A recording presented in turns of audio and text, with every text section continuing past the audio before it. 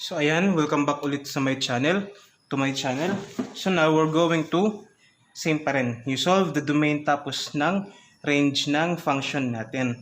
So let's have here the example number 2. Let's say for example, yung function natin dito is f of x is equals to 2x minus 3 over x squared. So paano hanapin yung domain natin? So first and foremost, so let's look at this rational expression na to, si 2x minus 3 over x squared. The question is, kailan siya dito magiging undefined? Again, ulitin ko, magiging undefined to if yung denominator is 0. So, kailan magiging undefined? Ano ba yung values ng x na magiging undefined? 2. Yes, very good. 0. So, if meron akong 0 dito, so magiging 0 squared yan. So, what is 0 squared? Is still 0. So, kung 0 yung denominator, this whole term would be undefined. So, basically, hindi mo na kailangan isolve yung domain. Just by looking at this function, so lalaman mo kaagad. So, let's write here the domain. So, yung domain natin dito is ito, x such that x, an element of a real number. Yung x natin dito must not be equal to 0. Kuha. Or pwede din you write it in this way. So interval. So negative infinity to 0. Open parenthesis ha kasi yung 0 hindi included. Kasi if included yan, dapat bracket yung gagamitin natin. Tapos yun. Next, open parenthesis. Then you have 0 to positive infinity. Parenthesis pa din. So ayan, ganun lang guys. So by just simply looking at this function, so, alam na agad natin kung ano yung domain. But the problem is kung paano natin isa-solve yung range natin. So, previously, nakita natin, kakaiba kasi yung example na to. So, kung mapapansin natin dito, hindi na siya x na lamang. So, meron tayo dito x squared. So, meron tayo ditong quadratic term na kuha, which is x squared. So, nang una, palitan ko muna si f of x ng y. So, magiging y siya is equals to 2x minus 3 over x squared. So, anong gagawin? So, again, let's cross multiply. So, y times x squared, that is y x squared is equals to 2x minus 3. Nakuha. Next, transpose natin lahat. So, meron tayo y x squared is equals minus, so itong positive 2x magiging negative 2x yan. Ito magiging positive 3 is equals to 0. So, as you can see here, meron na tayo dito quadratic equation. Wherein the value of a natin dito, let's let yung a natin dito is equals to y.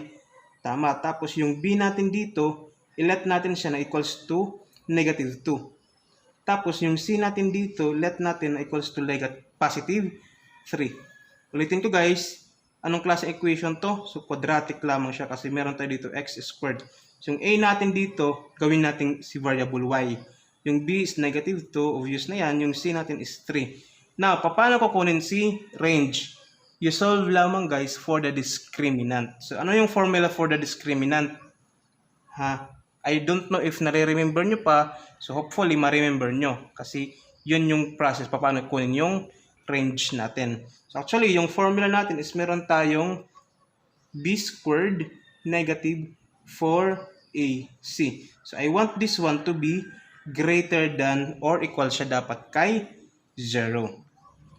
So, ito yung formula natin. So, b squared negative 4ac is equals to 0. Then, you substitute lang the values of this one. So, what is b? Negative 2, tapos squared natin siya, minus 4.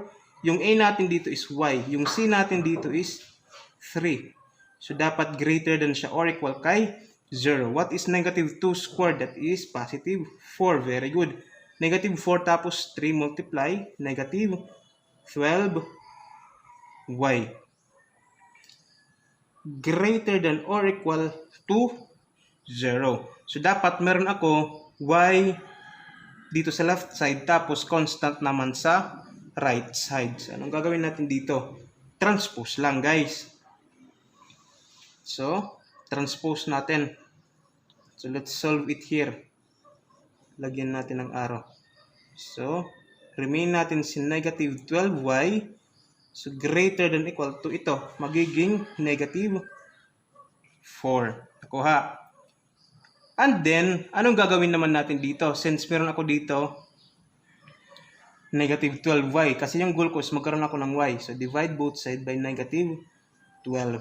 Divide natin by negative 12. So, this would be cancelled out. What's left is y. Tapos, ito naman, negative is positive. 4 over 12, that is 1 over 3. Now, guys, meron tayo rule kasi sa inequality. I don't know if alam nyo hindi. Kapag nag-multiply kasi tayo ng negative both side ng inequality natin, change yung direction ng inequality. If greater than equal siya, magiging less than equal. Also, if mag-divide tayo ng negative both sides sa inequality, also yung inequality symbol natin, mag-change siya ng direction. So ito, nag-divide tayo ng negative 12 both side. So expected na dapat mag-change yung direction. Nakuha. Instead of greater than equal, magiging less than or equal yung sagot natin dyan. So y is less than or equal to 1/3. So range, sulat natin yung final answer natin dito. So ito, y such that y, element siya ng real number, y must not be less than or equal kay 1/3. Or you can write your answer here on an interval notation. Kung hindi siya less than or equal to 1/3, so magiging ano siya?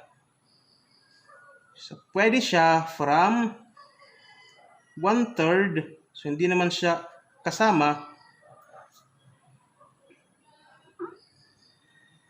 from 1/3 which is not included to positive infinity yung magiging sagot natin.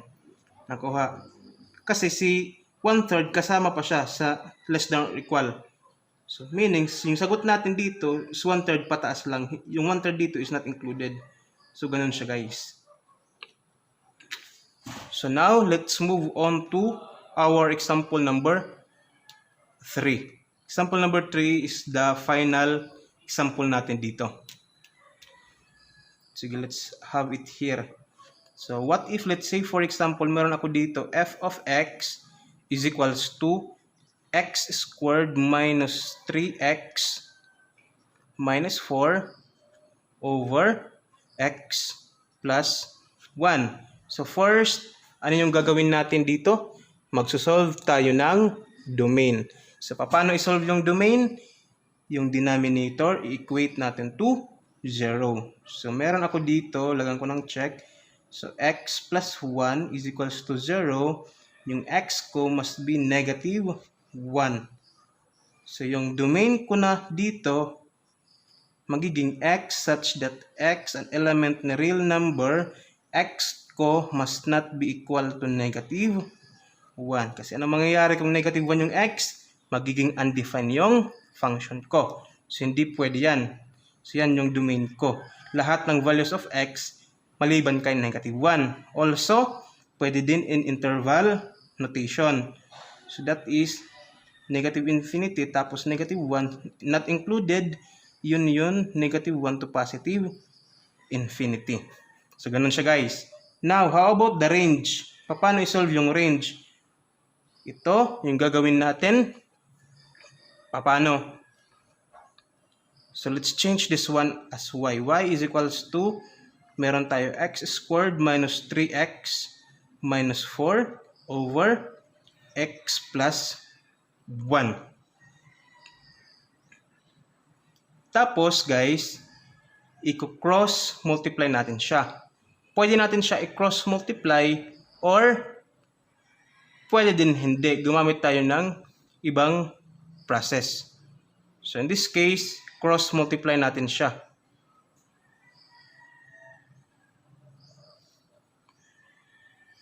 So, magkakaroon tayo ng ito, xy plus y. Kasi 1 times y is equals to x squared siya minus 3x negative 4.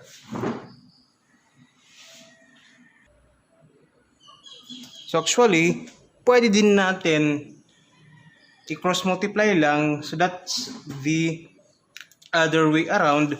Pwede din natin i-factor din yung nasa right side tapos yung nasa left side para if in case meron tayo dyan kailangan i-eliminate na lang natin. So pwede. So anong gagawin natin? So pwede yun. So ito, erase muna natin siya. So pwede ito maging, as you can see here, factorable naman yung numerator natin.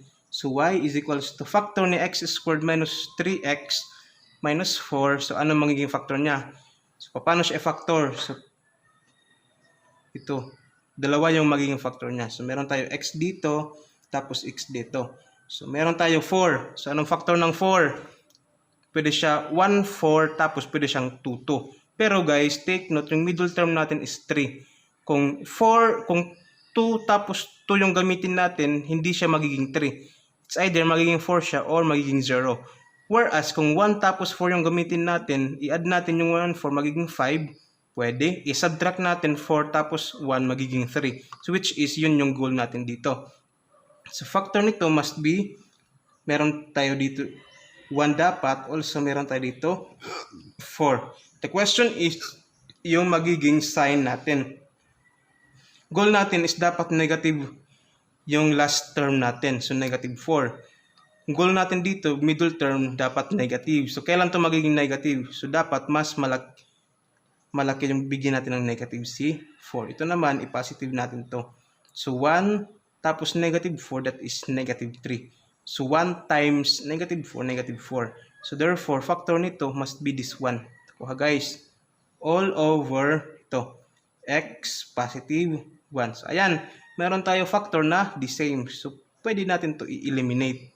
So what's left is, meron na lang tayo is equals to y equals to x minus 4. So, sinolve natin kanina yung x natin, which is ito, si negative 1, substitute natin siya dito. Tapos, you copy the negative 4, yung y natin is negative 5. So, ayan guys. So, actually, pwede din yung kanina, cross multiply natin, pero mahahabaan tayo ng process. So, ito mas madali. Tignan muna natin yung numerator or yung denominator if factorable siya. If ma-factor siya, meron siya kailangan i-cancel. Cancel mo, eliminate mo lahat. So anyway, so how are we going to write your final answer? So magiging ganito na siya.